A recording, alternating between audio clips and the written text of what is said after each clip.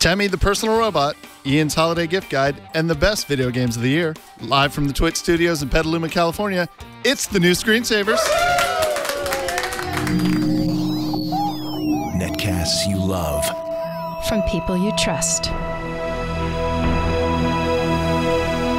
This is Twit. The new Screensavers is brought to you by WordPress. Reach more customers when you build your business website at WordPress.com. Plans start at just $4 a month, and you can get 15% off any new plan at WordPress.com/NSS. And by Hover. Register a domain name with Hover and build your online brand today. Go to hover.com/twit and save 10% off your first purchase. And by Audible.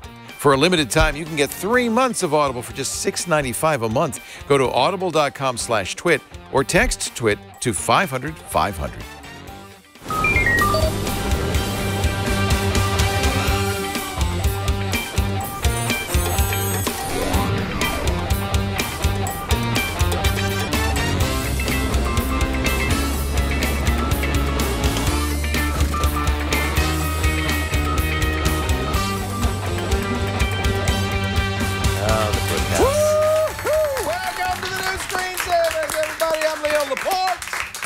And I'm also known as Ian Thompson in some areas. And thanks to Sean from Carmel, Indiana. Sean is celebrating his 62nd birthday tomorrow. Oh, no, that's me. Sorry, Sean. Didn't mean to do that to you. Happy birthday. What does that make you, a Sagittarius or a Scorpio? Sag? Okay. Okay. Well, I'm also a Sagittarius, you know, Ian. You see, I'm not an astrology follower, but apparently this just makes me a typical Gemini. It means nothing. What's funny is I asked a kid who called the radio show, he said, my birthday's today. I said, oh, mine was a couple days ago. Are you a Sag? He says, I don't know. I said, yes, astrology finally dying with the new generation. Well, my wife was kind of a little bit concerned when we first started going out because it's like, I can't honestly get involved with somebody who believes in astrology, and luckily she's really cute, so, you know. Did she say something, though, like, oh, you're a Gemini, I'm a Pisces. Oh, no. We'll she was just like, get that's along. a typical Gemini attitude. Oh, that's a good line, I think. I just say that all the time. We've got a great show coming up today. We're going to show you Temmie. This is a robot. It followed you around, right? It has been following me around, yes. Danny Isserlis, who is a movie star in Israel, in a movie won the Silver Lion at the Venice Film Festival. He got tied up with his robot company. He's going to show us the Temmie autonomous personal robot. Indeed, and I've got a holiday guide coming up. We're going to be looking at look at all this phone crap. cases, gifts. battery cases, unreliable power supplies, and of course toolkits, because I'm a big Right to Repair fan. You know, I'm just glad you didn't bring any knives. Actually, I'm wearing one. Oh, you are? Wait a minute, you got to show him your gift from us, right? Yes, this indeed. This was a gift from Twit. He's got the survival belt. A belt buckle, which belt's has, our sponsor. If I actually take it out, a knife. Stand back. That is going to get me armed. It's going to get me felt up by customs officers around the world. I would not try to wear that through the TSA. If no. Also, a bonus gift guide, because Sam Mashkovich of Ars Technica on Know How this a couple of weeks ago did a list of all his favorite multi-platform games. So he'll be giving you his favorite games for the holidays. Indeed. And, of course, we've got the questions coming up as well, as he says, as he fixes his belt. I shouldn't have asked you to do that. That's okay. No.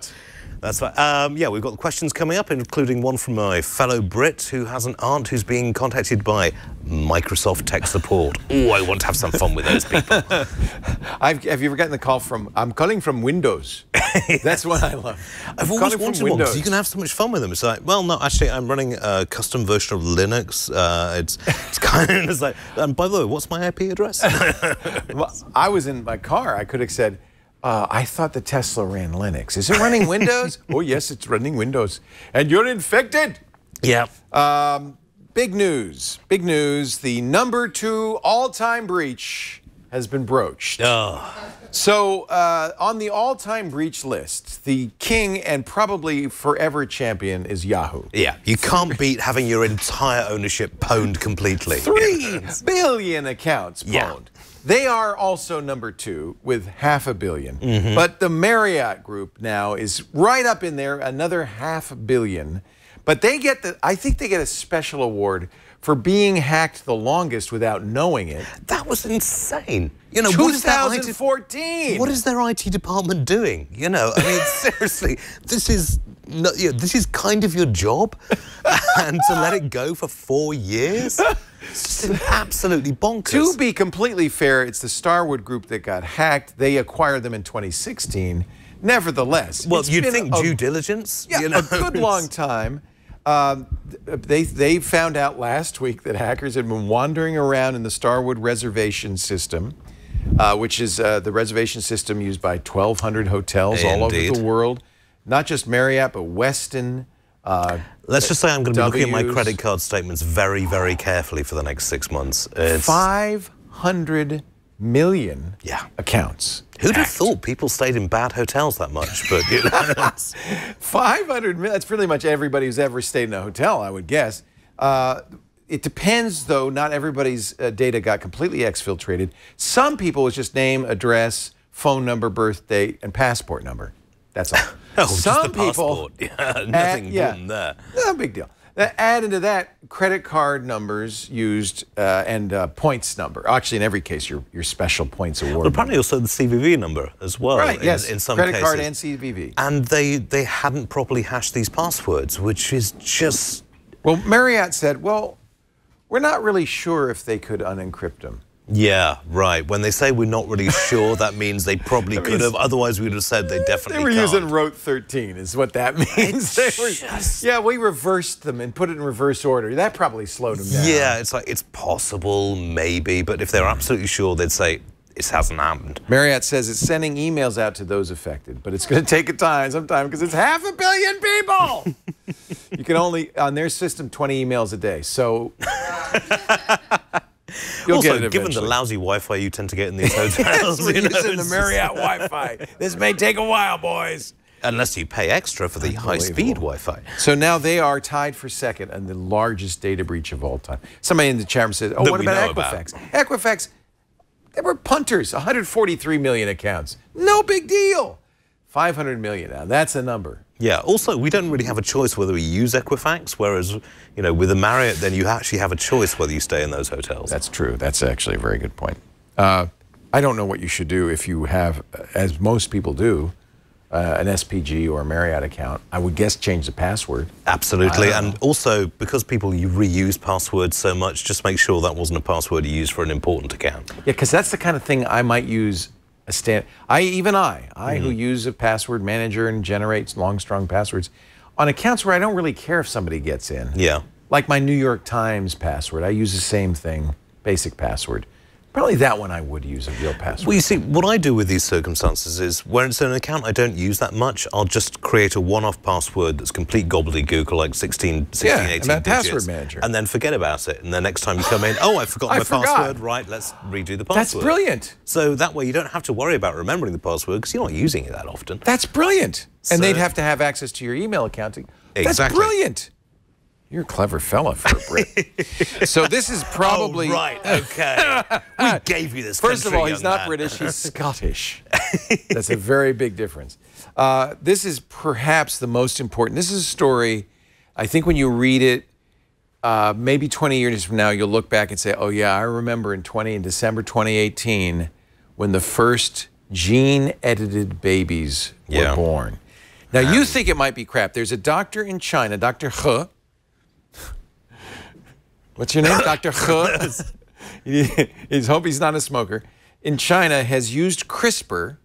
Now, CRISPR, he claims, and he's done videos and stuff, he claims. CRISPR is like cut and paste for genes. You can take little snippets of one gene and put it into another gene. Tremendously powerful technology. He has used it in modifying in embryos to eliminate a gene, the CCR5 gene, which apparently increases resistance.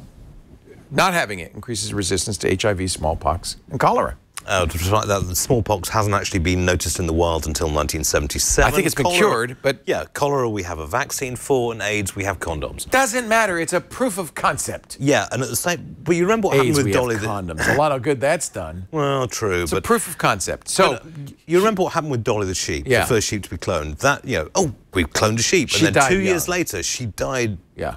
incredible. These children, I really fear for them, because this is going to... It's not like there is a gene for a specific thing.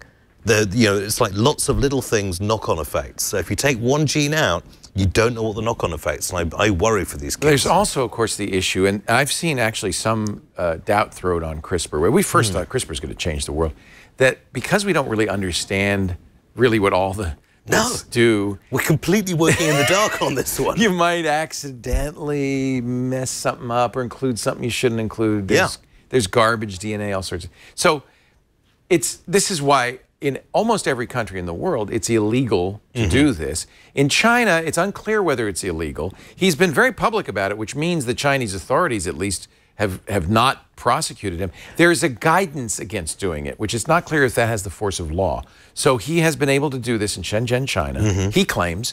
There is the claim also that babies now with this edit have been born. Yes, they were born in November, apparently, 2 of them. I mean, 130 Chinese scientists have said, this is absolutely wrong. This is not what you should be doing with this. But the question is, did he do it?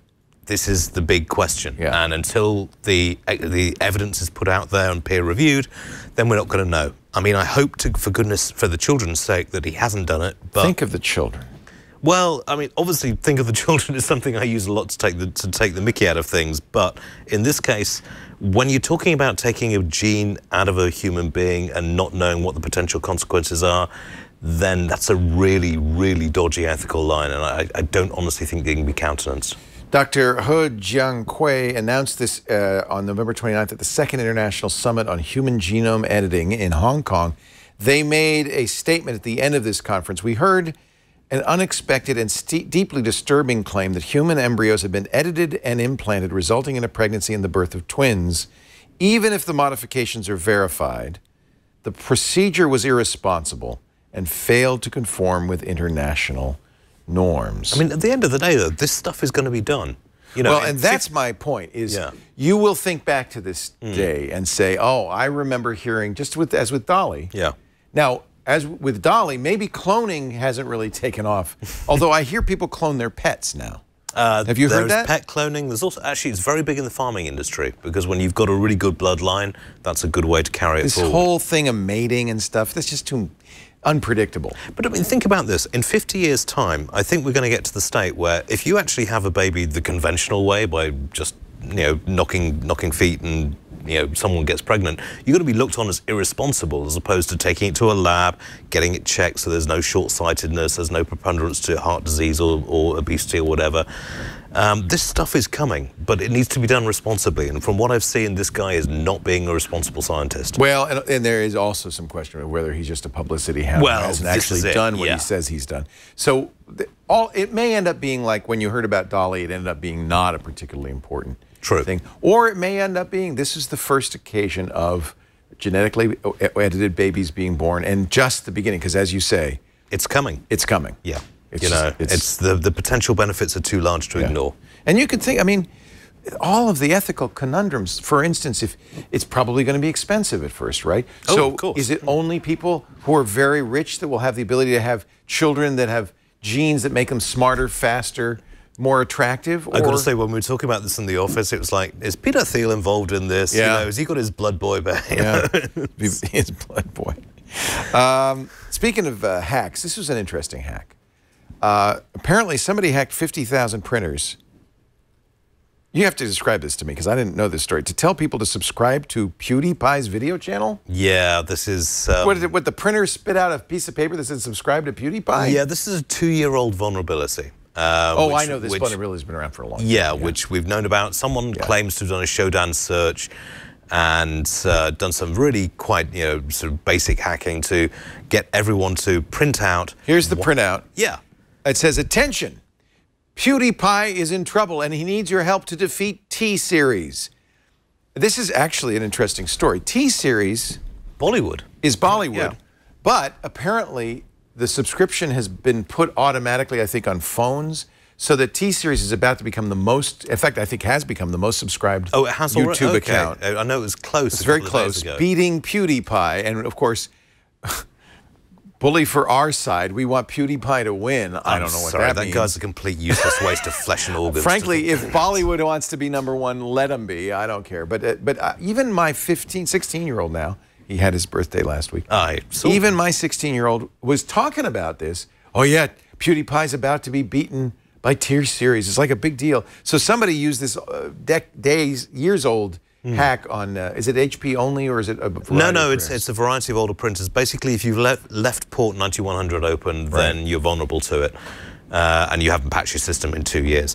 And yes, it printed out this message saying, you know, go for Team PewDiePie and, you know, this is easy. Unsubscribe from T-Series. Subscribe to PewDiePie. Share awareness to this issue at #SavePewDiePie. Tell everyone you know. Seriously. Brofist. Extra points. Brofist. Oh, for goodness sake. I don't know what that means, but I don't want to do it. It sounds like a pain in the ass, personally, but no. Brofist, don't leave me hanging, bro. Thank you. Finally, in more important, real news, NASA has landed the InSight lander on Mars. Yep, we're finally getting over the 50% success rate for landing on Mars now. And is it going to go right over and beat up Curiosity? Curiosity's going to go, well, we're still, honestly, I'm still waiting for opportunity to come back online, and we haven't got it yet, but how many things crossed. do we have on Mars? We've got Opportunity. Spirit's a bit dead at the moment. We've got, I think, 8 satellites going around the outside of it now. Curiosity 2020 is going to land in a couple of years' time. We're getting around there, you know. I mean, Elon's going to have some competition when he finally makes it. But InSight's really interesting because it's actually going to burrow down into the core of Mars and get an idea of what's going on inside. It's got never done before. Seismograph on it. Or is it the sort of the mole that's going to go down. I think it's 16 Actually, meters. not seismograph. It's a sonograph. Does have a seismograph on it? Seismometer. And a device that will burrow in. Yeah, the mole. Check the temperature. And we're learning about the Martian core. Well, yeah, I mean. Okay. Yeah, but there'll be seismological stuff there. We might get an idea about why the core isn't moving and why there's no magnetic field, which is going to make it a real pain in the arse to settle there. But we will get there in the end. Why? Do we need a magnetic field? Well, yeah, to otherwise stop our compasses won't work? To stop ionizing radiation coming in, and basically you need a Van Allen belt. Yeah, you can't spend an awful lot of time on the Martian surface without shielding. Oh, wow. We'll get there in the end. Really? Oh, Did you see Elon Musk says he said there's a 70% chance he's going? Yeah, I know. Well, he's... Where did he get that number? I think there's a 43.8 chance I'm going to go. I got the feeling Elon's just like, oh, I haven't been in the headlines for a while. What can I say now? What can I tweet to get in the headlines? We're going to take a break, then we're going to go visit Temi. You've already met Temi. I have, and I'm rather impressed with it. It's not Temi, right? Temi! Temi, the robot, will be joining us in just a bit. But first, a word from WordPress. 12 years now I've been using WordPress.com to host LeoLaporte.com, my blog. If you're a business, if you're an individual, everybody needs to have a website. I'm not saying this frivolously. I firmly believe this. Certainly any business that doesn't have a website is living in the 19th century. I mean, come on, you have a phone, don't you? You should have a website so customers can find out about you, so that you can spread the word on Twitter and Facebook by linking back to your home on the internet, your web page. Same with, I tell teenagers this all the time. If you don't put up a website, then when people search for your name on Google, they're going to find whatever they find, and it ain't going to be by you. You know, the Facebook page, that doesn't count. Snapchat account, that doesn't count. Twitter account doesn't count. All that is other people hosting your information. You want to host your own information. If you're going to do it right. Do it with WordPress.com. 32% of all the websites in the world run on WordPress. There's a reason why almost a third of all the websites in the world run on WordPress. It's the best. And WordPress.com makes it easy. It's hassle-free. They take care of the hosting. They take care of the security, the software updates. All you have to do is put content on your personal site or your business site. And when it costs less, as little as, is it little or much? Little. As little as $4 a month, That is little. That is very little. That means that's a lot less than I was paying when I did the self-hosted WordPress. And boy, it's a whole lot. Oh, easier. yes, that's a different kettle of fish entirely. And the thing about WordPress is you own your site. WordPress.com is your place. You can upload video, audio, images to it, and you keep them. You can download them, export them anytime you want. They have built-in backups, so you never are at risk of losing your data. Even if, if you're on Facebook and Mark Zuckerberg doesn't like the look of your cut of your jib, he can shut you down. Because of your jib, I'm rubbing off on you. See? I don't even know what that means. But all I do know is when you have a WordPress.com site, that's your site. And I love the WordPress.com app. Makes it very easy to manage your site, not just post content. And I did that the whole time we were traveling around Europe. It was so easy. I was using the iPad and the WordPress app. But you can also use it to moderate comments, keep spam off, and check your stats to see. It's really fun to see all the likes.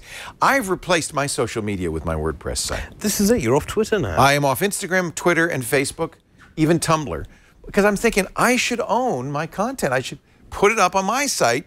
And if people want to know more about me, they can go to my site, right? Yeah. On WordPress.com. You should do the same thing. I'm not saying you have to give up on Instagram, but if there's something satisfying about posting to your site and Instagram if you want, or linking from Twitter to your site. Exactly, and owning your own data. Owning your own stuff. That's the whole point.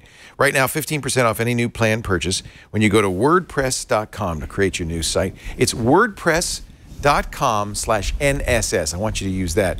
That way you will get credit for it. WordPress.com/NSS.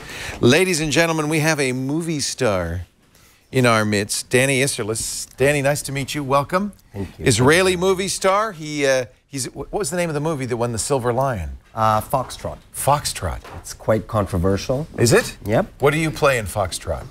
I am the bearer of bad news and then some good news. I flip the movie in the middle. It's. Oh, that sounds like a fun role. It's a very. Yeah, I'm going to look for it. I'm going to hit Netflix later. Yeah, you should. It's an amazing movie. Very. Foxtrot. I'd say depressing in a way, but it makes you think of. It's very existentialism. Life isn't always Disney. Are you still acting, or is that over for you? I'm pretty much working 20 hours a day on this. So it's interesting because you actually, before you became an actor, you were a geek. Yes.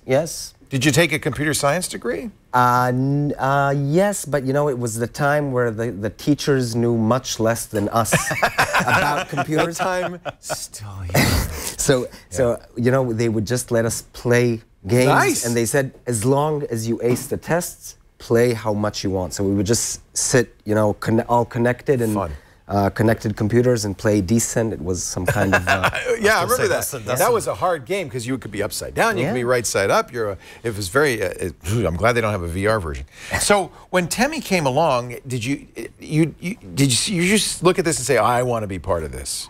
Well, yes, I actually joined the company working on other robotics that they had, and I got very familiar with the technical side. And this is a project that I got involved from the start, and I'm very, very excited and proud about it. Is this their first consumer robot? Yes, this is actually, we see it as the world's first personal robotic assistant that actually works. Having said that, it probably will malfunction somewhere down the road. It's not a proper demo unless something goes wrong. This is the prototype, though. Yes, this is but the you're going to prototype. ship in March, you said. Yes, we already started mass production in Shenzhen, Dr. Khiz hometown, and They're not, but I have to say, you're not making these by cloning them. You're actually building them. No, we are building them. We're not pulling out any genes from nobody. I love the box it comes in. No assembly required. It's there. It's ready. One piece. Yep. So show us what Temi can do. Okay. So the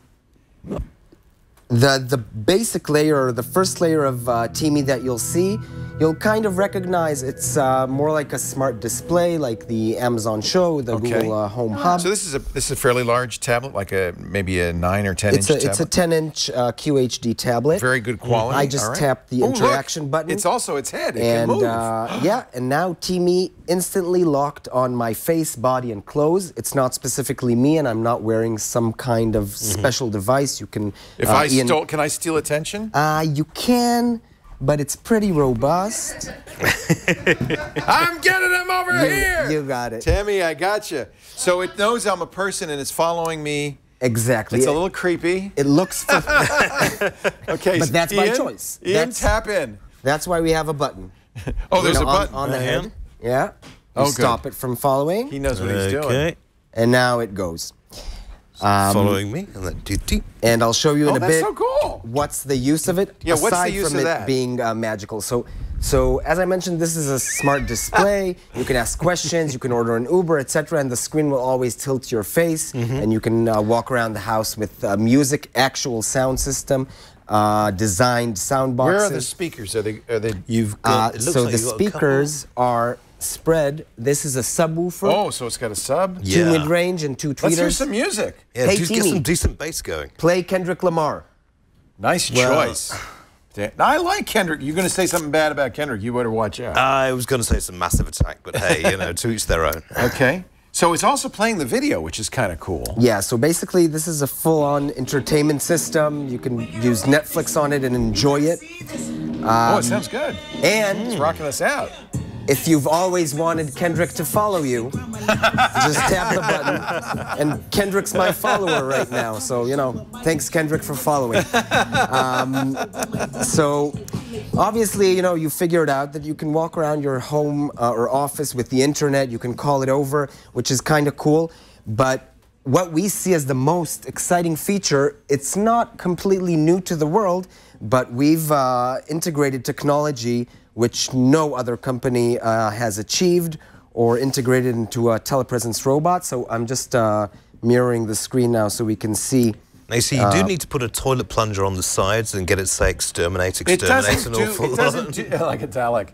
It doesn't do anything but self-contained. Like it doesn't vacuum or serve dinner. No. It manages your smart home, so you can tell the vacuum to vacuum. You can, Look, I see you. Yeah, so now we're in a video call. What starts as a video call, we got it on the display as well. So it's Danny Isserlis, movie star, on the other side. Hey, Danny. Hey. Love Foxtrot.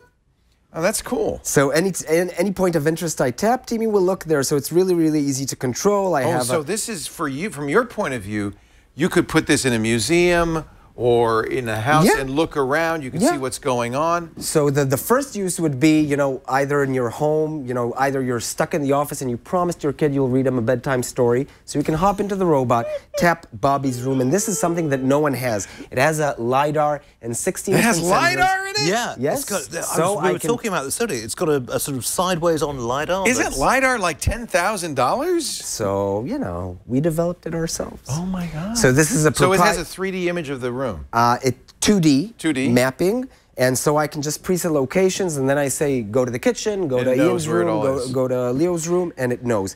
So that's the easiest way to drive it around. You're gonna have one messed up kid though, because he's gonna think Dad is a robot. Well, it's interesting. Edward Snowden used a very jury-rigged version of something I remember like this to because get he can't into your go presentations. leave the Soviet Union or he the can't Russia leave. to. Yeah, I to know. speak. We're both of the age where we think of it as the Soviet Union. And it's not that far off from it now. But it's coming back, baby. But yeah, one of the things, we were talking about this earlier, one of the ideal things I think for this is restaurants, because it will get rid of the maitre d'. Oh, it could be a waiter. Yeah, this can take you to your seat, this can show Put you a the drink menu. on there right here, like this. There's a bunch of retail uses, corporate uses that we see from hosting to info kiosks. You enter a huge supermarket and you ask, where's the toilet paper? Follow me to aisle 9. Yeah. So that's also something that we're very much looking into. But we are really, really excited about the consumer market. And the reason is we see our mission as, every startup has to save the world in some way.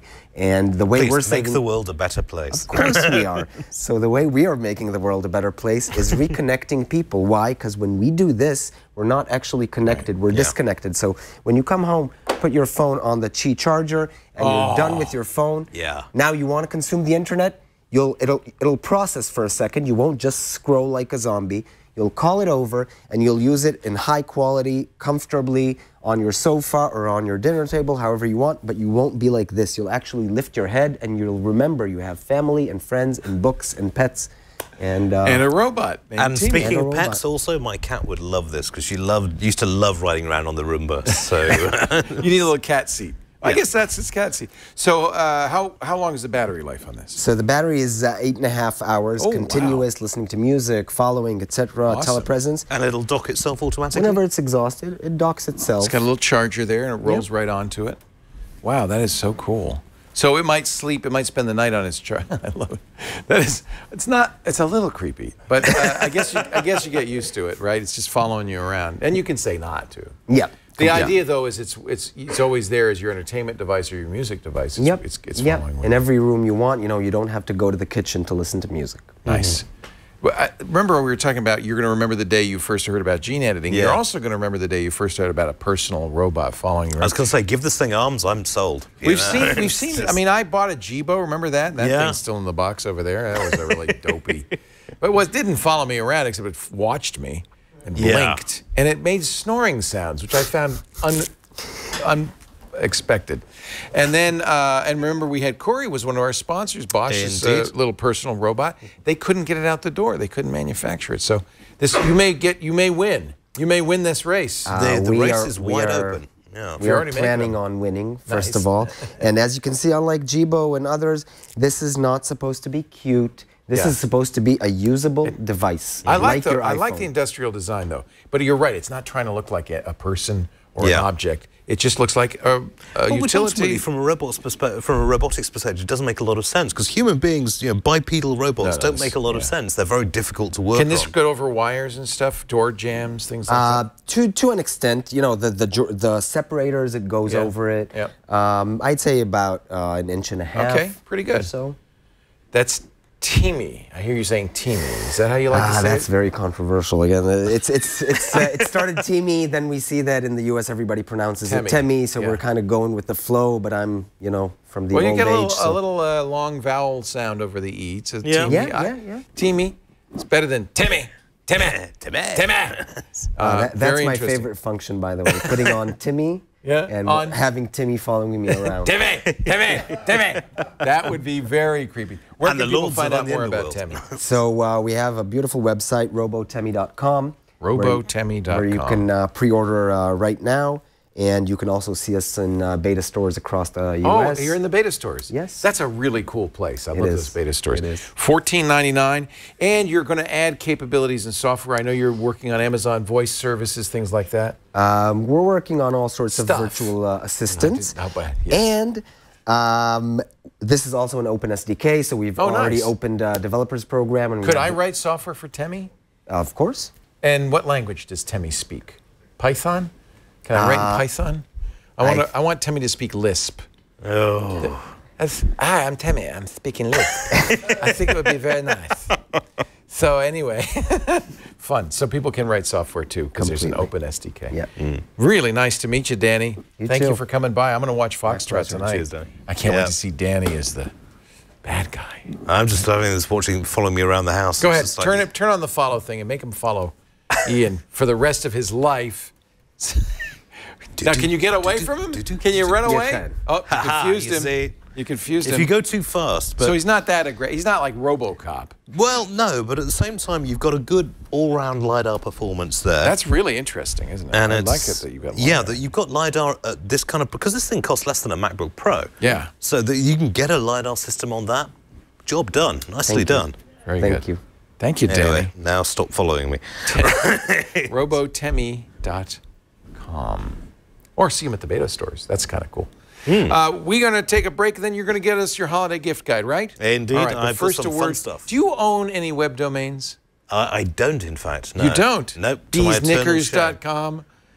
Something like that. I think you should get a few of those. MarmiteTaster.com. The GlaswegianKiss.com. I'm not that violent anymore, so my wife has made me step things down. When it's time to get GlaswegianKiss.com, you go to Hover.com, and you're going to get, that's the best domain registrar of all. No upsell. You know, sometimes you go to these places and you got 100 boxes to check before you can even buy the domain name. Well, don't you want web hosting? Don't you want privacy? Don't you want this? Don't you want that? With Hover.com, they know you want domain privacy. It's included in the price.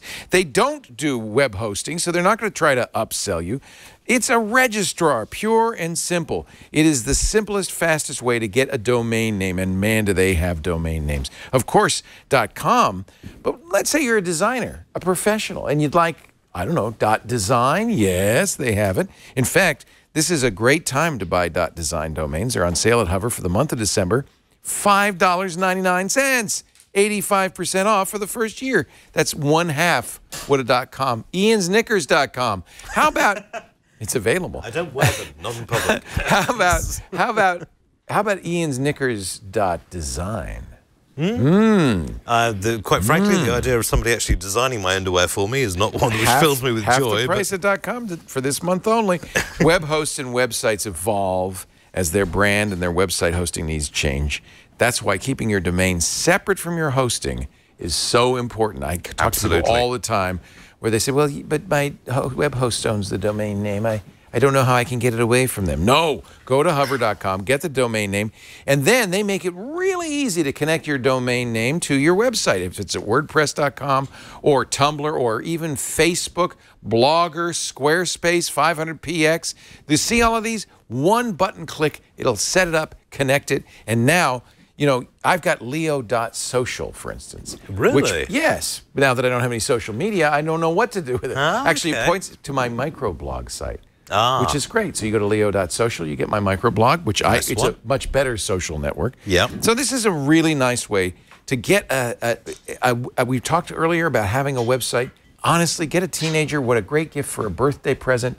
That person's name.com, or maybe that person's name.design or .ninja. If it's Michael, my son, .pizza is probably the right one. So I like it. MichaelKensell.pizza. Yeah, that's going to be an interesting one. And by the way, the best-in-class customer support. No upsell. Very straightforward. They're Canadian. They're nice. They will handle, if you have a problem, you won't. But if you ever do, they'll handle it right then. They won't pass you off from person to person. They are there to serve you. I also use it for email, and I think it's a really good idea. They don't do email servers. Your email, yeah. I forward it to. I used to forward it to Gmail. Now I forward it to Fastmail. But it's my domain name, and I control it. And if I decide to move to another email provider, it's a simple thing. Just change the redirect. It's a really nice thing to do. We actually recently got a Laporte family email, so we have a family email. It is fascinating. It's so easy. It's so simple. And I see so many people who are still at AOL.com. I really have to wonder why, when you could go to hover.com/twit. Don't forget, for the month of December, .design is on sale for $5.99. Oh, and new customers can get an additional 10% off any of the 400 top-level domain extensions. Go to Hover. Of course, they got .com, .net, and all the usual .org. But they have some really fun, clever ones too. Just, you know what? Go there.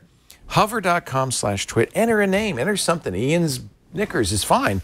And see Actually, they are, but they're fine. Comfy And good they're support. fine, my friend. Hover.com/twit with 10% off your first purchase. Hover.com/twit. It's interesting what you were saying about the email, because we had somebody apply for a job with us last year, and they had a Hotmail account. You see, now and right there. Just like, really, just gone. Judgments. You have judgments about them, right? They might be a perfectly nice person, but Hotmail, really? I know. What is this, really? the 1990s? It's just... Yeah, I still see people with AOL.com. And I mean, do you remember when John Brennan, the CIA head, got hacked? He was using an AOL account. The CIA, and he's got an AOL account. Really? It's just like... Well, you know what? No one would ever suspect. Well, there is that. Yeah. Security by obscurity. But yeah. I have so many Hover domain names. I can go .io, which is, I think .io is a fun TLD. I have a bunch of .io. For my web servers, I have .network, which I use, not .net, but .network.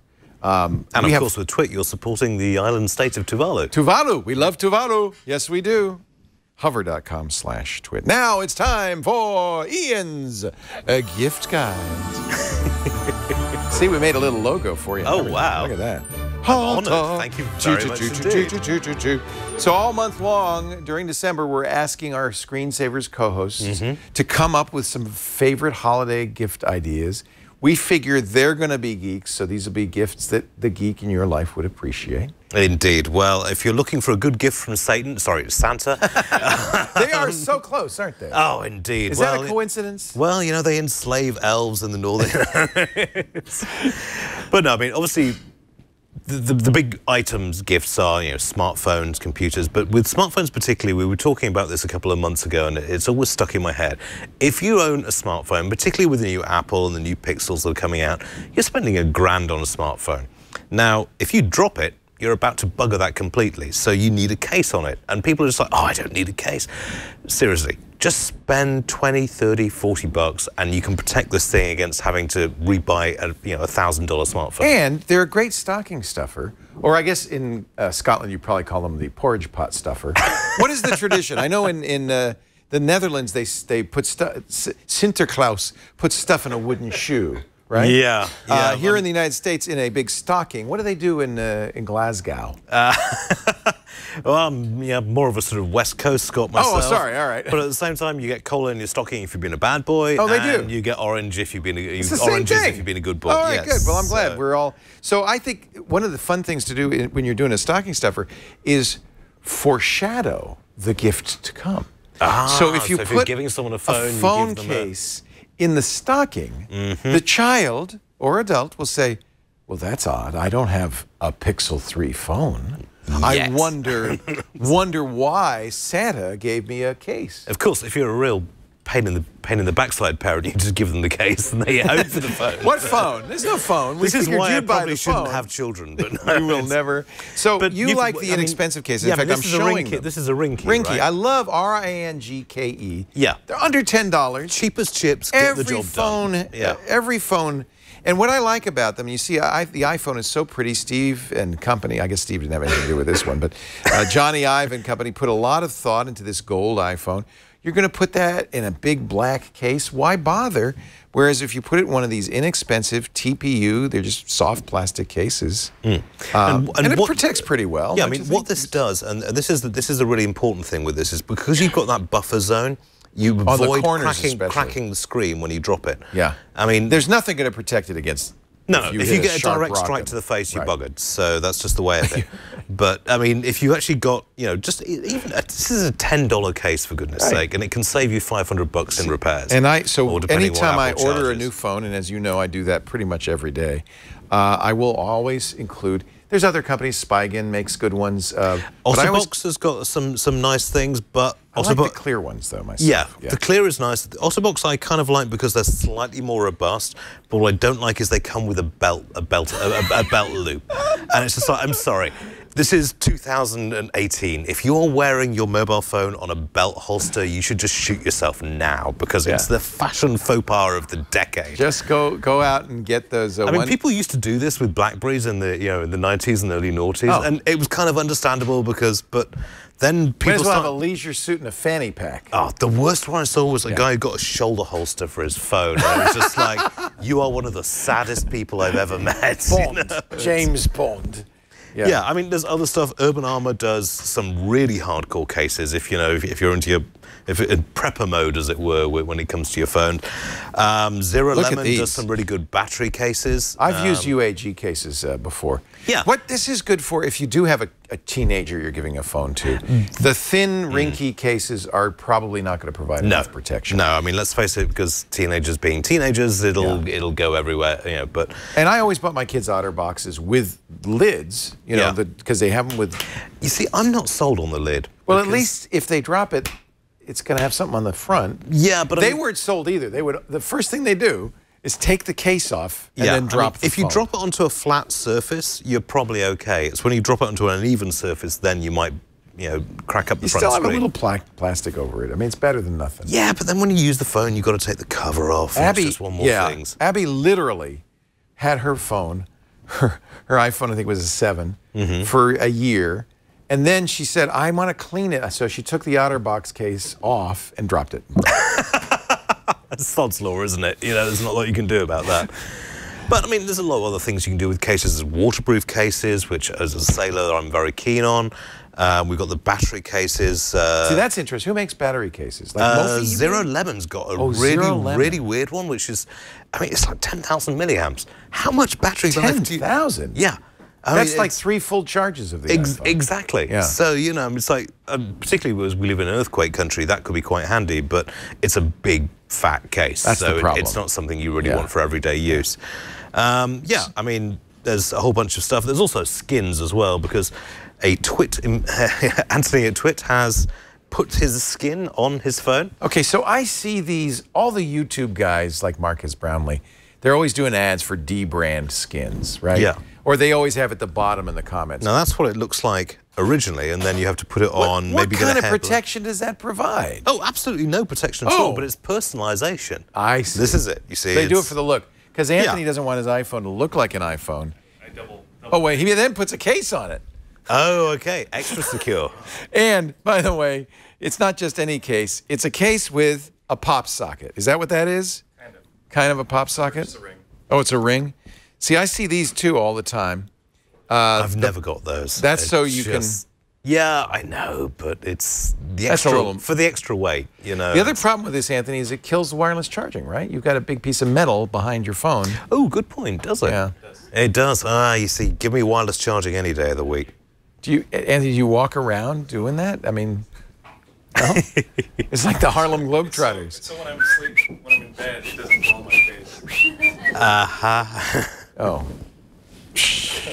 Okay. Well, anyway, that's another thing. You can buy those little pop sockets for favorite sport teams or rock and roll groups or for soccer clubs, football clubs, and put them on the back, and they pop out, and then you hold the phone like that. Yeah. Indeed. All very handy. Interesting, Anthony. So, I mean, I didn't know you were that kind of... You were one of those people. Hey, if you love something, put a ring on it, you know? Oh, he's a Beyonce fan. Well, I wouldn't go that far, but no. That's cool. So, yeah. But so the D-brand skins are really customization. Yeah. And I guess they would protect, like if you got a little piece of sand in the case, it wouldn't scratch the back. And these phones nowadays, they're so expensive and so fragile. Oh, fragile and unsupported, yeah. Yeah. And then also, with Christmas coming up, winter is coming, and we had a power cut ourselves a couple of days ago with the recent storms.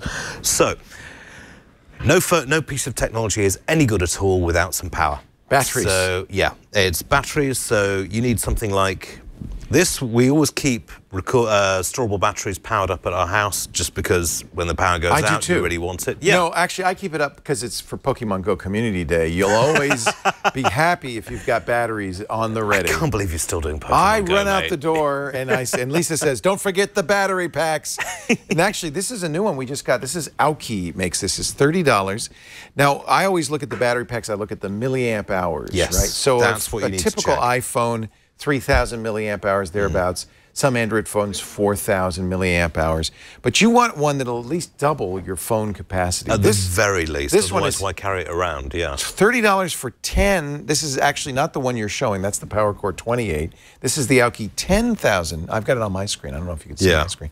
10,000 milliamp hour battery bank. What I like about this is, and I think this is the future.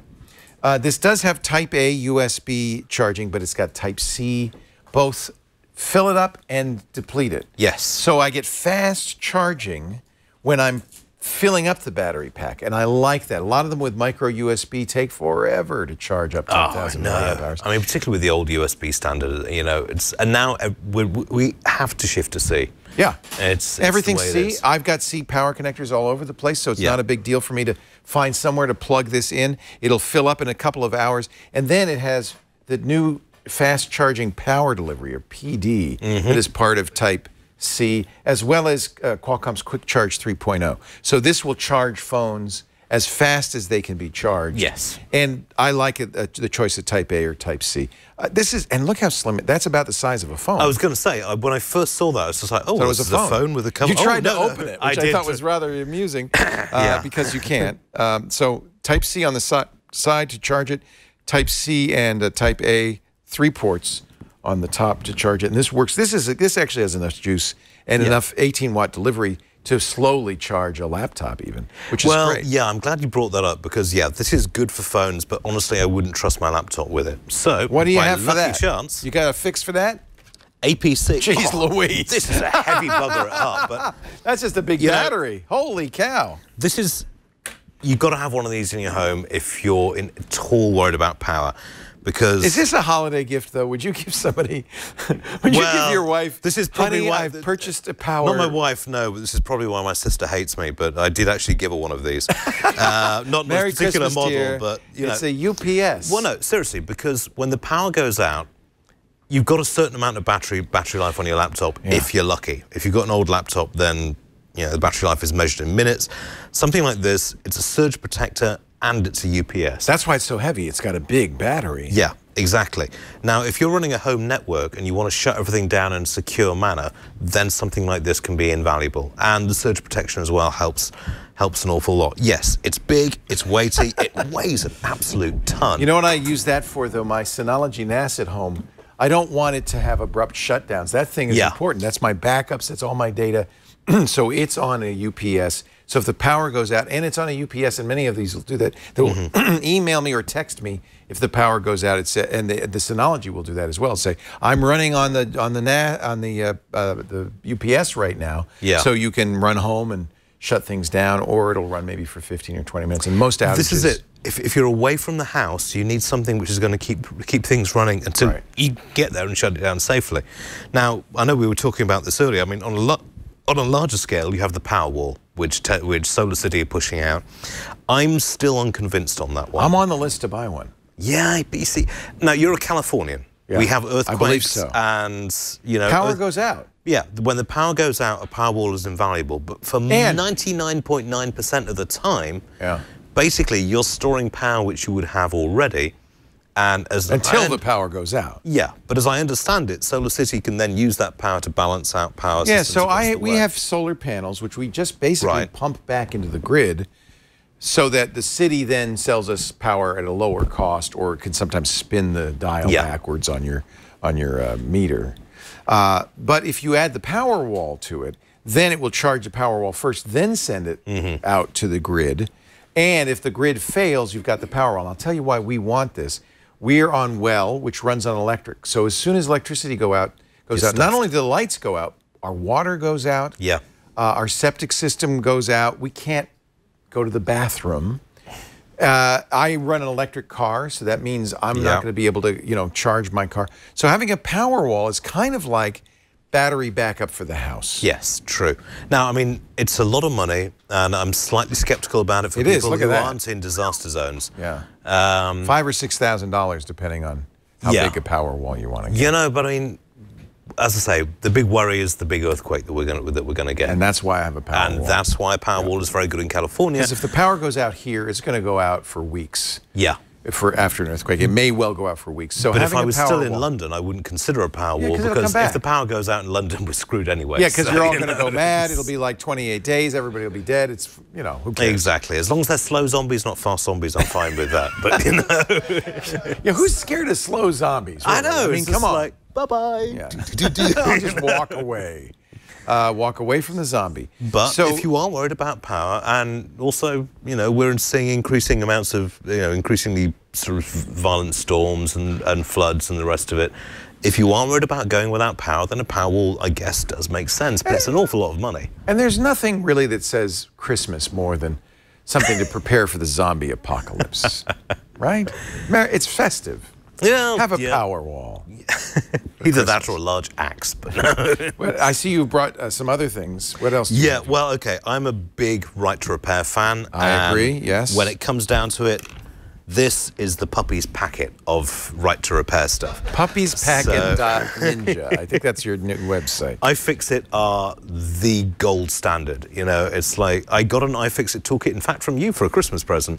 And see, we gave you the idea, didn't we? Yeah, and it's amazing. When someone's computer goes wrong, I am always the first person they come to, because they've actually managed to, we've got all the screw heads in there. Because you know what Apple's like. They created their own screw heads to make it difficult to actually upgrade your kit. Pentalobe and Yeah, Steve Jobs did it back with the original Macintosh. They used Torx screws, which are predated Apple, nevertheless not very common. Well, no, but I mean, they said, "Are you sure you want to do this? People can't get into it." And he's like, "I don't want them to get into it." So that was Steve Jobs for you, anyway. You want to get into it. You can even fix Happy Meal toys from McDonald's with these.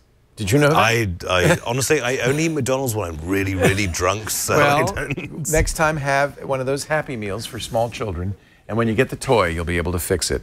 iFixit is a sponsor, of course. We love iFixit.com. But I mean, And you know, this is Guitar, Megan's like- pick for the holidays too. I think Yeah. you're right. This is a great geek gift. I mean, we've got to repair this stuff, otherwise it just ends up in landfill. Right. And that's fundamentally irresponsible. And also, why the hell should I buy a new piece of kit just because I can't repair it? So Right. get out there, repair it, get on with it. You know, I can't get into my phone case. Maybe you could open that up and see if where my phone Ha, is. ha, ha. All right. That is our holiday gift guide from Mr. Ian Thompson. I didn't give you credit. Register.co.uk, where yep. he is news editor and is always a welcome guest here. On all Oh, our shows. always fun to come on, Happy mate. holidays to you. What are you giving your wife? It's important. Well, okay, it's a surprise, and I know she's watching this, so just whisper it in my ear. what? Yeah, and then some, but That's really a gift for you, I believe. well, possibly. No, actually, the gift for me is a bottle of cask-strength Arran whiskey, which I'm going to be getting good hold choice. of. Yeah, A very good so, choice. Yeah. that'll be the way of dealing with the relatives That's over the the real, Christmas that's period. the real Glaswegian kiss. Ah, well, yes, just slightly to the west of Glasgow, but yes, it's a great distillery. We have another bonus gift guide. Actually, this is kind of fun. This Oh, comes, I want to see this one. Yeah, me too. This comes from our Know-How series, which has been all about gaming. Jason Howell with Sam Moshkovich of Ars Technica. Sam picked his favorite holiday cross-platform titles for 2018. Watch.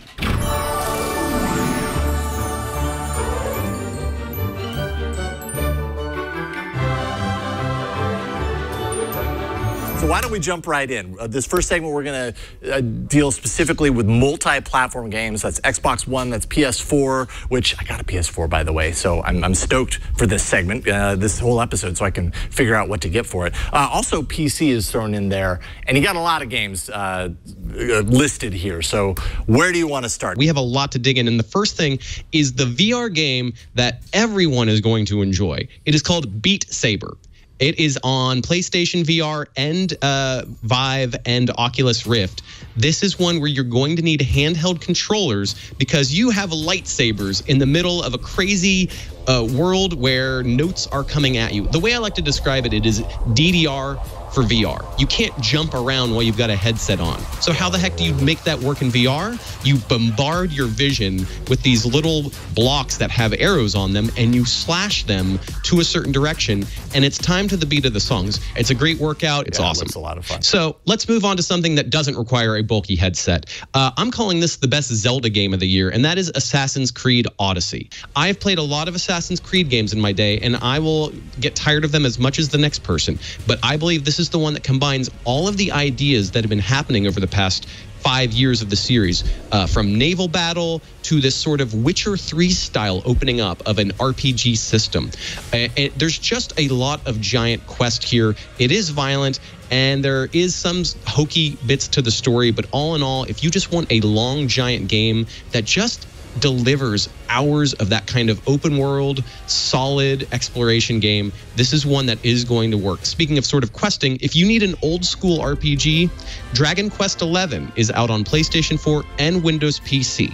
It's big, it's old school, and it does not compromise that sort of sense of random battle, tapping away through simple menus, and going through a giant quest with a lot of cute stereotypical characters, but with some amazing set pieces, these really exuberant anime voice actors that just get it right in terms of what cheesiness does work. Speaking of Japanese combat, one I would say just for all-around most interesting fighting game of the year, I'm going to have to give that to Dragon Ball FighterZ or Fighter Z. I don't know which way is quote-unquote correct.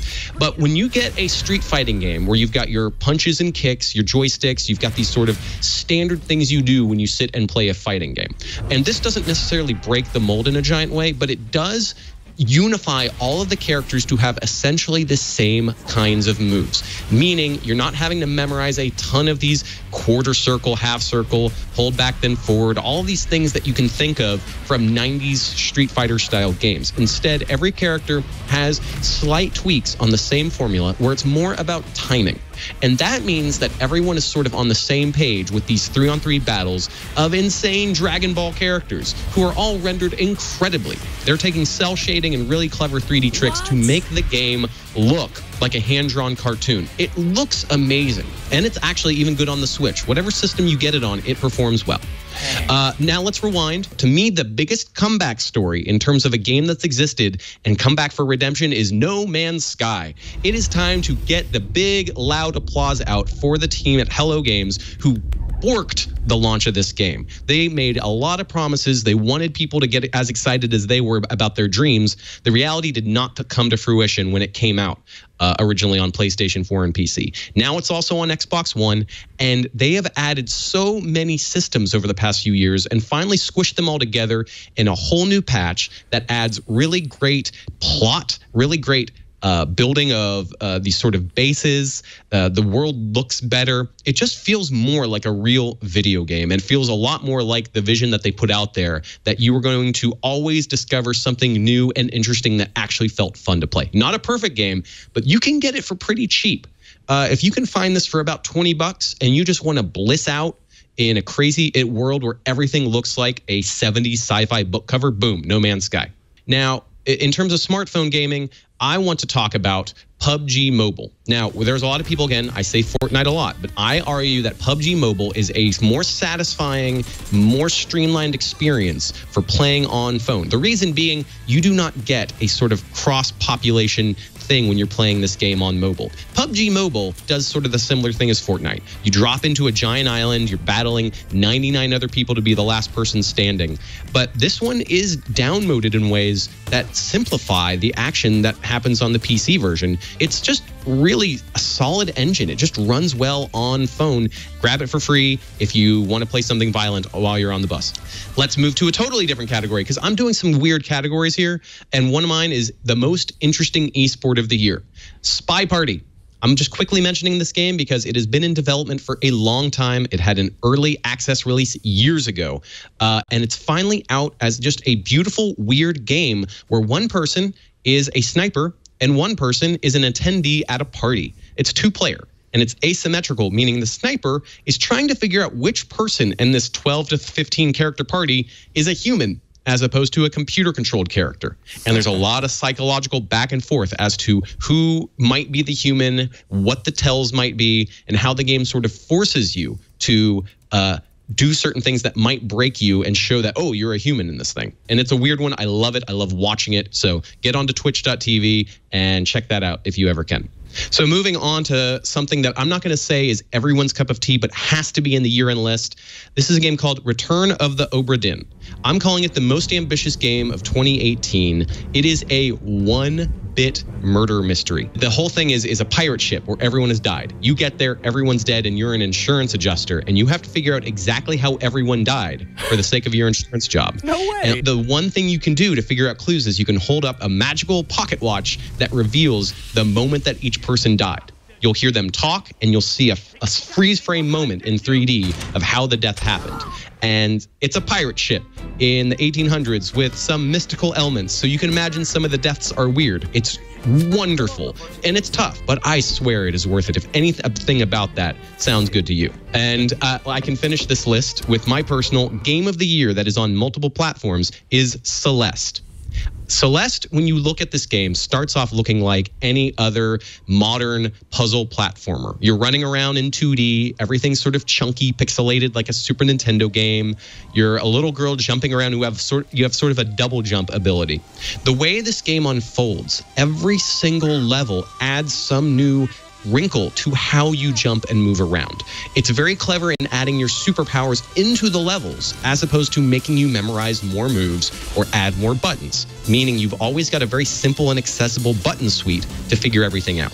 Plus, the game adapts in terms of how you want to play it. You can go through very easily and quickly through the basic levels. You can hunt for a wholly optional set of little berries that you pick up along the way. And on top of all of this is an incredible musical score and this touching story. Imagine, I don't know if you've ever been hiking or mountain climbing, but the feeling of climbing and mounting some insurmountable thing in your life is really represented in the story and the idea of this young woman climbing a mountain, both literally and figuratively in the game. It really moved me. I got to tears because of the combination of the story, the aesthetics, and the feeling that I'd really accomplished something by figuring out how to jump around in this game. It feels great. All of the jumping has that sort of Mario style, just perfect twitchiness to it. I cannot recommend Celeste enough. Buy Celeste, buy a copy of Celeste to your friends. It's topped.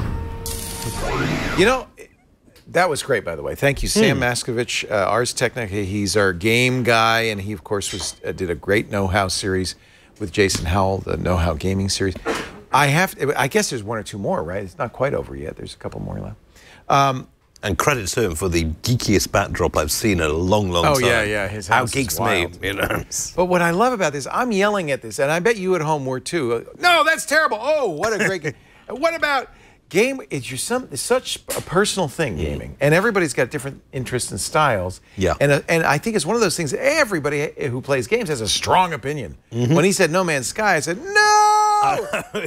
Right? No one's ambivalent about games. Nobody's ambivalent. It's just you either love it or you hate it. And it's like, personally, I'm still playing Age of Empires 2 just for the nostalgia of it. They re-released it in the high def mode. Which I bought. Awesome. Bought them second it came out. It's funny, I love that game too. Yeah, and Counter-Strike is always great fun as well. And, you know, it's the older games because I'm of the older generation. But looking at that last one, very blocky graphics. But we were talking about... Kids love that. Yeah, Minecraft, I think, has raised a new generation to expect a certain blockiness. 8-bit. They love 8-bit. I don't understand why. But they do. I thought the 1-bit pirate ship adventure, that looked very interesting. That was Mach 2 level of graphics. Very different. And I do want to play the new Assassin's Creed. That looks really good. Some great games. Thank you, Sam. We really appreciate that. We're going to come back with our mailbag in just a second. Brace yourself. Get ready for the answers. But first, a word from our sponsor. And I love this sponsor. And I look forward to doing Audible ads. Audible. Buy more ads next year because I have so many books. Hey, Audible keeps my wife sane on a commute. Keeps me sane. I used to commute like 2 or 3 hours a day. Yeah. And without Audible, I would have gone nuts. I was driving down to Tech TV. That's when I first started using Audible. In 2000, I now have more than 500 titles. You realize there are people now who are ready to vote that we I know. I love Audible. And they've just had something I really like, which is these Audible originals. Every month, they have, I think you can pick 2 out of 6 new Audible originals. And the new ones are coming out December 7th. So I was going to show you the new ones, but I will show you what I got from last month's Audible originals. There is a show called Have a Nice Day. It's an Audible original. Billy Crystal, Annette Bening, Kevin Kline. Ooh. It's kind of a play. That is awesome.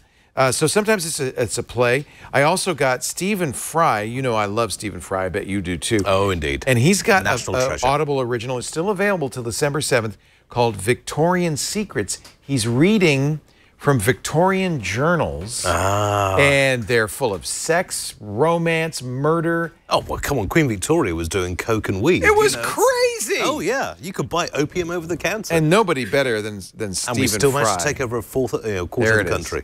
Eventually, you know, with these originals, they become a book. So you can get them as an Audible book as well. In fact, I'm going to tell you how you can get a book for free right now. 3 months of Audible, just $6.95 a month. Go to audible.com/twit or text TWIT to 500-500. For a limited time, you get 3 months of Audible, just $6.95 a month. That's more than half off the regular price. And when you do that, you get 2 of these Audible originals every month. I look for the Audible originals have now doubled my reading list on Audible. What else? Let me just look at what else I'm reading right now because I'm just a huge Audible fan. I'm just finishing. Have you ever heard of Edward St. Aubyn? British No, fella. I feel like I should have with a name like that, though. He wrote the Patrick Melrose novels. Showtime made a series. Yeah. Oh my gosh, I'm loving those. I'm just finishing those up now. I'm a big fan of Jeff Wayne's The War of the Worlds. Oh, classic. Remember that? Yeah. He made a dramatization. It's a play, a radio play of The War of the Worlds with music from his classic War of the Worlds. That's another Great one. And you see, my wife's very into the Irving Welsh books at the moment, so I don't those know are those. those are really going. Oh, What is that? Train Mysteries? Spotting and The movie Trainspotting was based on his book. was based on his book, and he's done all his books are now available, I think, on Audible, and they're done with Scottish accents. So my wife now swears at me in Scots. Oh, I love it. I had to watch Trainspotting 4 times before I understood a word they were saying. Apparently, they filmed it with subtitles over here. That's hilarious. Yeah, But, you know, what can you do? What language is that? It's Scottish. you wouldn't understand. So, yes, audible.com/twit, or you could text twit to 500-500, and you'll get a link. 3 months of Audible. This is a new offer, just $6.95 a month. But I'm telling you, don't do it if you don't want to get hooked on great audio. You get a book a month, plus you'll get 2 of these Audible originals every month. It is the best money ever. And if you have to drive, or if you do anything, if you're walking the dog, if you're doing the dishes, vacuuming the house, if there's any time that you would like to be able to feed your mind, but you just can't hold a book, Audible is a great thing to have. Audible.com/twit, or text twit to 500-500. And now it's time for the mailbag. Pitch it right here, baby. Whoa! Went right by me. Thank you, sir. The Pohl family visiting us from where are you guys from? Pittsburgh. Pittsburgh and other points. But what does DG mean? Is that a Pittsburgh thing? Data geek. He's a data geek. So you do data processing? It's big data. Big data. And if I scanned that QR code on your shoulder, what would I get? Probably a commercial product. We'll find out what that commercial product is after I scan his shoulder. But first, I'll go for that one. pick a mail, any mail. Here we go with the mailbag. Starting off with you, Ian. Okay, and bingo. Okay, I'm a big fan from the other side of the pond, as in the great nation of the United Kingdom, and I have a really big problem. My elderly, rather forgetful aunt has recently been scammed via the telephone when you pretend to be from Microsoft calls up and gets you to log into that laptop and give you access. You know the scam, they say you have a problem, they can fix it for a fee, and by the time I got to it, I was unable to change the boot sequence so I could reinstall Windows, so we chucked the laptop. Now, another month and a laptop later, we called her up and she gave them access again. Oh, no. I know. This time they installed remote access software and we're getting her to create a Western Union account to transfer 500 quid. Oh, no. Yep, and they've even been watching her through the webcam while we did this. Now, I wanted to be independent, good on you, and to be able to email her friends and family, but I need to find a safe way for her to do this. If I just buy her a Chromebook or an iPad, the same thing will happen. And if I just buy her a Chromebook and iPad, will the same thing happen, or will she let them have access to it? At the moment, I'm printing out her emails and driving the 90-minute round trip to let her see them. Honestly, mate, you deserve Dorian, a pat on the back for just being a really decent person. What a nice nephew. But I would say, get her off Windows. You know, get her a Chromebook. They won't allow the Chromebook. It will not allow you to install this kind of software. Same thing with an iPad. It will not happen. Yeah. This kind of hack only works on Windows, and I've never seen anybody do it on a Mac. You could theoretically. Technically, yes, but they tend to avoid that. You know, these people are going for low-hanging fruit. Yeah. They're really after, the basic Windows user who doesn't know what it is they're talking about. With Apple, with a Chromebook, they are going to be foxed. But also, Microsoft technical support will never call you on the phone. Nor will you get a pop-up like that saying you need to do this, call this number. Exactly. That's not going to happen, nor is the IRS going to call you. No, and they certainly don't take iTunes gift vouchers for starts. So there's a story in the New York Times this week. It's actually interesting. There were some big arrests in New Delhi, which is... Yes.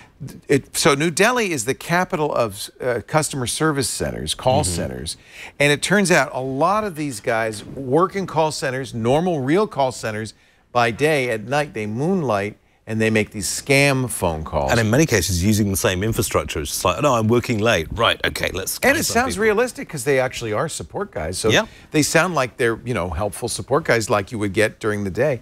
The other thing, of course, not only are they calling, but now we're seeing these pop-ups with your aunt. Yes. Microsoft did a survey. 1 in 5 Windows users has responded to one of those calls or pop-ups. That means 20%. And 6% have actually given money to these guys. So the scam works this way. Not only do they get money, but they're going to get your credit card number when they get your money. Yeah. They're also going to get, they always ask for, remote access to your computer. That gives them the opportunity to put malware, real malware this time, on your computer. And as you heard from our email, they might be watching you through the camera. Yep. They might be scamming all your other passwords and credit card numbers. And also, I think this is what's happened with this chap's wife, is that once you've fallen for it once, you're then put on a list of this person's gullible. Let's get him in. So you're going to get bombarded with this stuff. So you're right. I mean, if you can, education is a good idea. Yes. But if you have an aunt who's just forgetful or just doesn't get it, I think a Chromebook or an iPad is an excellent choice. I think it's the way to go, honestly. I mean, this is almost exclusively a Windows problem. But just remember, I mean, this is the central advice with Windows is Microsoft will never call you up. It's as simple as that. This is always a scam. I'm actually feeling quite bitter because I want one of these people to call me up. I could string them along for hours, and it would be so much fun. So yes, if you're a tech support scammer, hey, give me a call. I've only gotten a couple of these, but every time I said, does your mother know you're scamming elderly people? Wouldn't she be ashamed of you? And they swear at me and hang up. So I think I'm touching a nerve. Well, somebody, actually, there was the case about a year ago where somebody then found the number of one of these scammers and set up an automated script to give them a call every 30 seconds. And it just drove them nuts. There was one on Reddit the other day. They were giving 30 calls a second or 40 calls a second. They were DDoSing the scammer's number. Obviously, it's illegal. We wouldn't possibly highly support illegal. it. Don't do it. The New York Times article was saying that there had been numerous arrests in these in New Delhi with the cooperation of Microsoft and Indian police. But I have to say, I doubt that will put a dent in this business. Oh no! I mean, it's the Hydra's head. You cut one off and 7 more sprout up. They said that some of these, I forgot the number, but I think we're making $10 million every week on these things. I mean, or every 2 weeks. It was a significant amount of money. Yeah. So there's lots of money to be made. As long as there's money to be made and people willing to do it, there's always going to be people to do it. Yeah. So I'm sorry, but you're a very good nephew. I was going to say, I mean, really kudos, and no coal in your stocking this Christmas. The good news is you can get a Chromebook for a few $100s. Oh yeah, probably cheap as chips. She won't even know. She won't even know. Cheap as what? Cheap as chips. Oh, okay. She won't. Okay, cheap as chips. Ninja. Chips or fries, as you call them in freedom language. Yeah. Yes. Freedom fries. What do you call chips? What? Do you mean like crisps? Okay. Yeah. Okay. That's very confusing. Email from Tom. We invented those chips, not crisps. I mean crisps, not chips. No, the Belgians were way ahead invented of you. chips. Yeah. We invented crisps. Really? Yeah. Crisps are an American invention? What do you think, dude? Then why do you have so few flavors? It's either salt and vinegar, or ranch dressing. We have good flavors. We have smoky bacon, we have roast chicken, we have Bovril flavors, we have Marmite flavors. You can get, in Japan, you can get seafood flavored crisps. Yeah, exactly. Have some fun with it. Just don't stick yourself to salt or ranch dressing. I like my potato chips to taste like potatoes. Oh yeah, right. And Pringles really taste like potatoes. They're not potato crisps. Right. They're prefabricated potato food. That's a good way of putting it. Yes. Although food might be stretching it. Contains some potato. Email from Tom. Hi, screensavers. Would you use a site that required a Google login? Screencastify now requires logging in my Google account. I don't like giving any site my Google password unless it's Google itself. Thanks. Tom, you're absolutely right. But that's not what's happening. No. So Screencastify, and I checked it out, and many other sites use a single, in fact, our Tech Guy Lab site uses this, a single sign-on process called OAuth, which allows a site like ours, like Screencastify, to rely on Google for authentication. So you'll see these with Google, Facebook, Twitter, GitHub, Reddit. I'm sure there are other sites that allow this as well. There's the page. If you go there, when you go to Screencastify and it says sign in, it then says sign in with Google. And notice if you look at that window, that's a Google address. When you and by the way, I didn't actually have to log in because I was logged in on that browser to Google. So it just automatically transfers. Yeah, which account? The Leo@Laporte@gmail account? Yes. If I click that, I am not providing anything but my email address to Screencastify. They can ask for other information. They can have me set a separate password. The idea is to simplify the password by logging in through Google. Yeah. So they're not getting your Google password. It's a completely safe thing to do. No, it's sandboxed around so that they can't actually get that important information. There have been, I should point out, we've talked about it on Security Now, OAuth hacks. It is conceivable. You could also do cross-site scripting. You could overlay one of those pages with your own invisible page to capture a password. If it's software and it's on the internet, it's never 100% secure, but this is about as good as it gets. I think it's a very reliable system. It's been around for some time. And the main point is, when you use those single sign-ons, you're actually going through Google. Google will then send a token to Screencastify saying, yes, this is this guy, here's his email address. And the reason Screencastify needs to do that, you need to have an account. And I'm sure they have, and most sites do, an alternate method of signing in with your email address and giving them a separate password. And if you prefer that, go ahead and do that. But it's a convenience thing. Yeah. It's one button, you click it, you already have a Google account. Google says, yeah, it's Laporte@gmail.com. He's cool, let him in, and we're done. And that's all they get. Is in most cases, just the email address. Yeah. They don't get your password ever. No, I mean, and these kind of, the federated identity thing it's something Google does very well. It's something Facebook has been trying to get into. It's something a whole bunch of providers do. And yeah, your data is secure. You are, I mean, if you're concerned, sending Google the information that you're on Screencastify and creating. Yeah, but let's face it, Google knows everything about us anyway. So what's the point? You know? They go, yeah, tell me something I don't know. Yeah. So, you know, obviously this whole system is broken. It's terrible. We need a better system than passwords. The single sign-on is just really another form of passwords. Yeah. And everybody knows that. Nobody can figure out a good way to do it. In fact, biometrics doesn't work particularly well. Multi-factor works pretty well.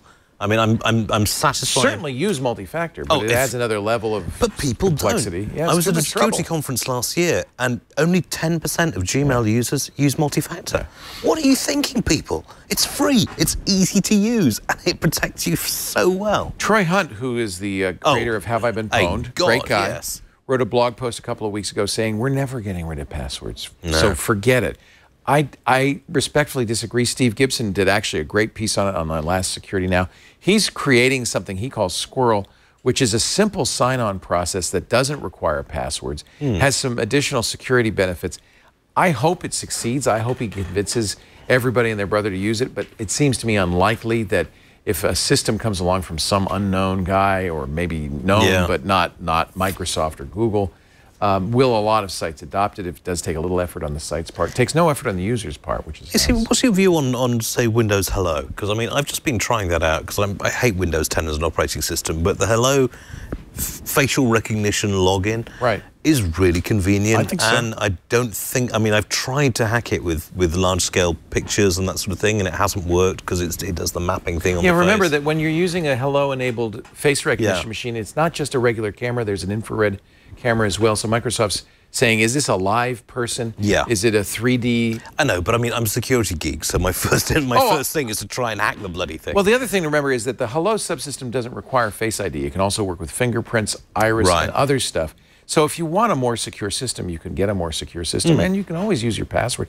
I would like to see systems that use Face ID and a password. Yes. That would be true two-factor. Defense in depth, that's the whole thing. You've got to avoid being that low-hanging fruit. Yeah, I agree. I love fingerprint, and Apple says that its Face ID is more secure, I don't know if this can be true, than their fingerprint. The reason I doubt that is because twins can unlock your phone. Sometimes even close family members can unlock your phone because their face looks so much alike. Yeah, although fingerprints, the last DEF CON conference where I was talking to one of the guys in the Hacking Village, it's astonishingly easy to recreate a fingerprint. Is it? Oh, maybe that's why they say this. Disturbingly so. Yeah. So yeah, I find that very convenient, and most laptops nowadays have fingerprint. Oh yeah, I mean, I love just to, I love that. Job done. Yep. The problem with Windows Hello is you have to, you know, if you're tilted back, and if you're wearing a hat, you've got to take it off. Yeah, all that stuff. I think it is better though than having to type something in, and that's what we're looking for. Something. Well, the big problem is people reusing passwords because there's only so many passwords you can remember. Unless you're smart and you use a password manager, people are going to reuse passwords. And this comes back to the Marriott hat we were talking about at the start of the show. You bet. You know, it's. Yeah. If you've used one password on Marriott or an SPG, and you've used it on a serious account, that account's pwned. All those accounts are owned. Yeah. We might as well give a plug to Troy Hunt's site. Have I Been Pwned with a really PWN, pwned.com. You can see if Your email address is in one of these breaches, and soon I'm sure he'll have the Marriott breach in there as well. Yeah. Have I been pwned? You know, can I just say that guy's a saint for what he's done. the answer is yes. In almost every case, yes. Although I did hear today, apparently there are 78 people in the US whose first name is ABCDE. 78? Yeah. Yeah, because there's this Southwest Airlines. Shot, I swear. A woman got on the airplane with her Yes, daughter. and they took the Michael out of her name, yes. Yeah, the flight attendant made fun of it. Yeah. Said, what kind of name is that? She says, pronounced Abside. Abside?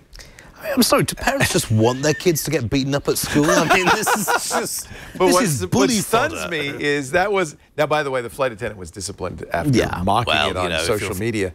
But what stuns me is that this is not an isolated incident. There are 78 named Apparently there are Abside. 70. I mean, my own country, the country of my birth, is not any better.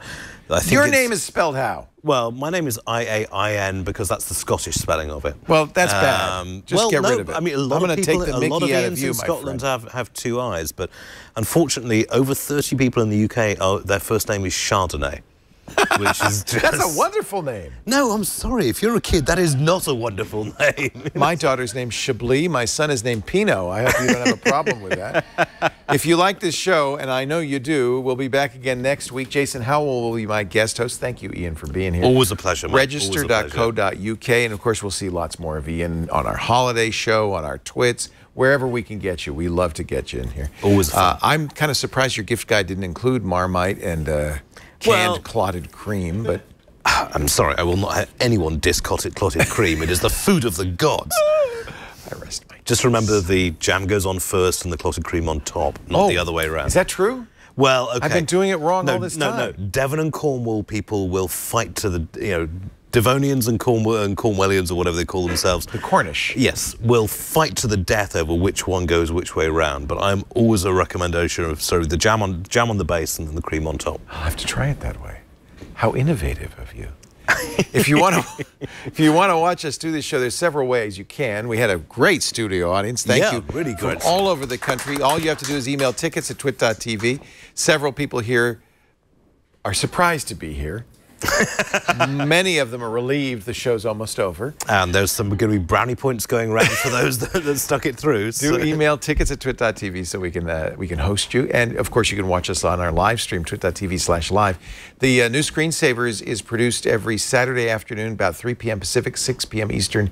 That's 2300 UTC. And if you do watch live, join us in the chat room at irc.twit.tv. You can be one of the smart acres in the back of the class there, making all sorts of jokes about Glaswegians. You're west of that. Where are you from? Well, my dad married a Sassenach and moved down south, so I was born in the UK, but in England. But originally the family's from Ardrossan, which is on the west coast, just opposite the Isle of Arran.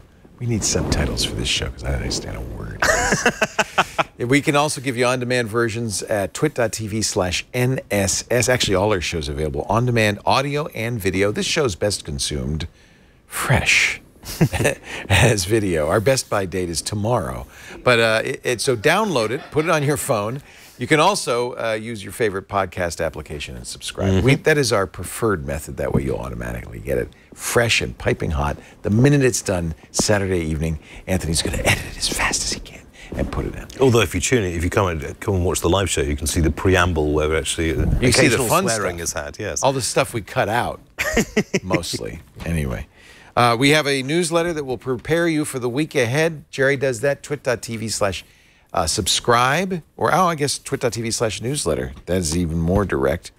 And we have an Amazon Flash Briefing. So if you have an Amazon Echo device, your Flash Briefing where you say good morning and it does all that stuff, you can go into the settings in your Amazon app, your Echo app, and add Twit. Just search for Twit, add our Flash Briefing, little bits of all of our shows. Oh, will start your day. It's a very nice thing. I'm a Luddite. I don't have those things in the house, but that is rather a nice idea. Why the heck not? You would let a robot follow you in the door, but you wouldn't have an Amazon Echo in there? I don't have any IoT devices. I use my fingers. It's the old and reliable method. Mr. Abacus. Thank you, Ian Thompson. Always Thank a you pleasure. to all of you for joining us, and we will see you next time on the New Screensavers. Bye-bye!